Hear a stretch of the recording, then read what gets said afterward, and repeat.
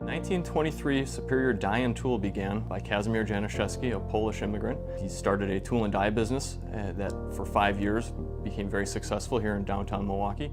In 1928, he pursued the all-steel die set, which was revolutionary for the industry at the time.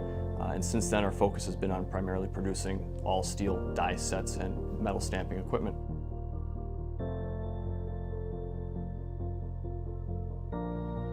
In 1982, we ventured into the injection mold industry.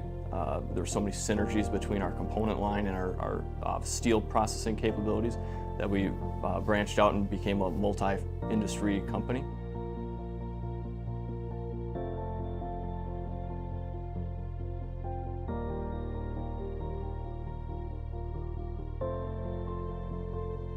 I think we stand out from our competition because we're a fourth-generation company at this point. It's still family-owned.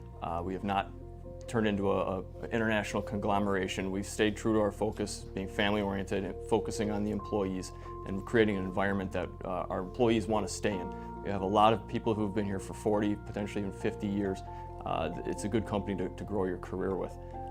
We have a lot of knowledge that we've retained over the years because of this skill set, and we choose to continue to reinvest in our employees to take that to the market and create value for our customers.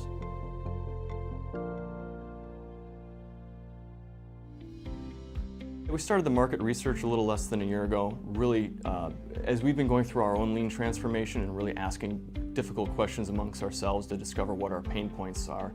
We began talking to our customers and figured out what are critical to quality for them to succeed. And so we identified the differences between what we were offering and what they were expecting. And we found a large gap as far as tool steel goes, and that our customers were looking for a single supplier to potentially build an entire bill of materials for their entire tool build. And so the tool steel is a significant portion of that industry, but for many years we just had never pursued it. In fact, our industry never really thought to bridge the two. So as we began researching and discovering that a lot of the competencies needed to support not only the die set and the injection molding industry was also relevant for the tool steel as well. So as we began gathering more facts, we realized that this was a very natural fit for us. Pretty much every one of our customers is using tool steel in some capacity. So we don't necessarily have to do any cold calling at this point. This is a matter of just developing our relationship with the customer, instilling the trust that we have a handle on our processes and we're able to deliver just like we're delivering every day on their die sets, cut and ground plate, and component orders.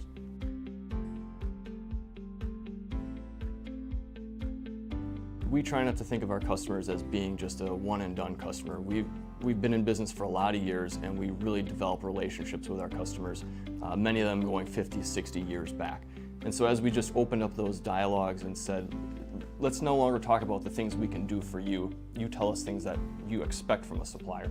And it became a very organic conversation.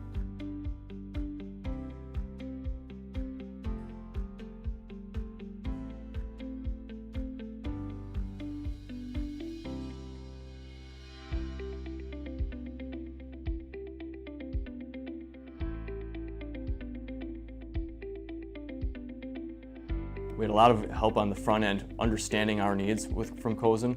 As we went through our expectations of how we expected the department to be operating, we received a lot of advice, a lot of recommendations as far as gearing the right machines for the right fit. I mean, if you're going to look at any sort of business procedure, you have to have repetition and reliability in your machine tools and your operators and just overall consistency. We've been pushing the saws very hard since we've put them online.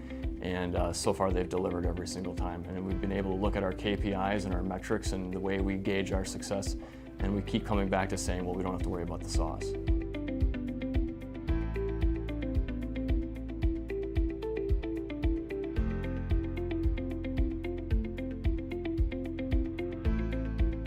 I'm on the mill basically, and I run the C1000. Then we have the 3 other saws. So they're a real big help because you can repeat the production. You know, like a size, like if I have a 2-inch material, I have to run like 20 parts. I can program that in there and cut all 20 parts while I'm running another machine to get that prepared for the next job.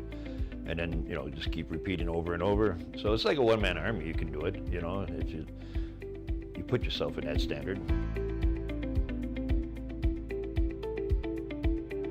The C1000 is basically the workhorse of our cell.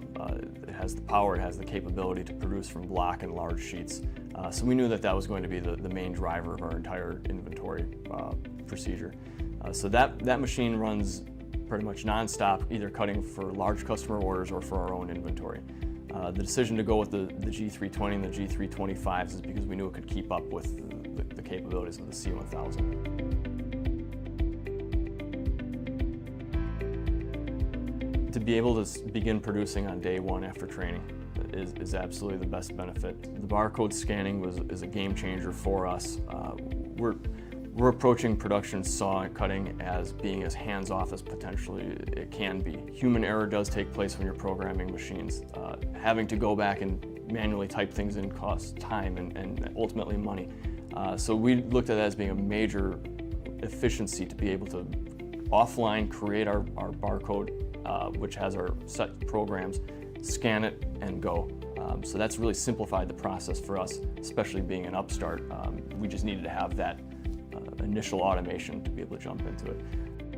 The large screens has been extremely beneficial, especially as we expect our operators to be able to monitor multiple machines because they are so capable of running independently. The long term, to have the capabilities of the IoT 4.0, we know that that's a technology that we're going to be utilizing with our shop. So to know that the saws are ready for that just gives us faith that Cosen is going to be continuing to support them in the future. I'd have to say it's the quality of the machines and the training, and from there on you just grow to understand more and more to it, and that's when we bring a new guy in, we try to teach him all the different areas and work with him, and you'll find out if a guy does get the system. They're easy enough where someone should be able to come in there and self-explanatory. You just had to understand the computer and what you're typing in, but like I said, the variety of things that mostly you had to learn on it was your steel types and the feeds and speeds of the saw. Yeah, these saws, once you have everything in there, it just kicks butt.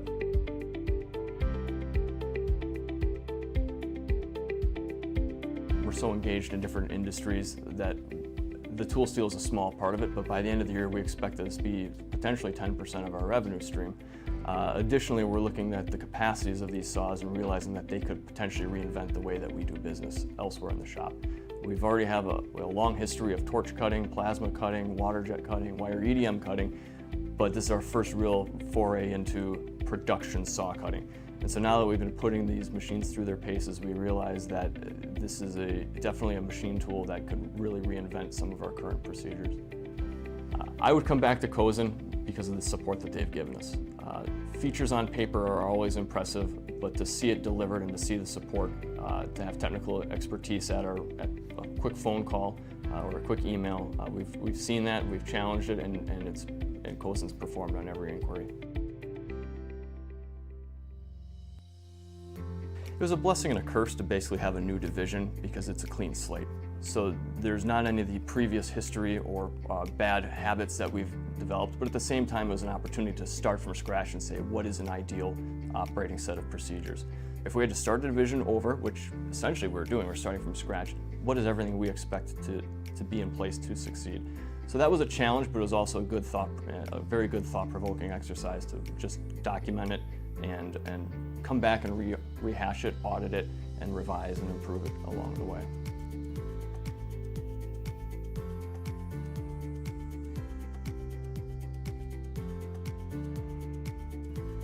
The short-term goals is just understanding the expectations of the customers. Every customer operates their tool and die business in a different manner, and there's nuances, and it is really on us to understand what their needs were to make sure that we're fulfilling it in a very timely and responsive way. This industry is dependent upon quick lead times and quick deliveries, so there's a little bit of an element of sink or swim when you first begin taking orders. But as you get comfortable with the equipment and you start running production, you start finding a rhythm and going from there. Long term, we expect to be able to branch this out into other industries, including forging, injection molding, and various other metalworking industries. It's important to us that going into the future, we are a partner of choice to our customers. There's plenty of competition that people can choose from, but we want them to understand that we have their interests at heart. Our goal is to create value for them so that they can succeed and really have them choose to come back to us and grow with us into the future as well.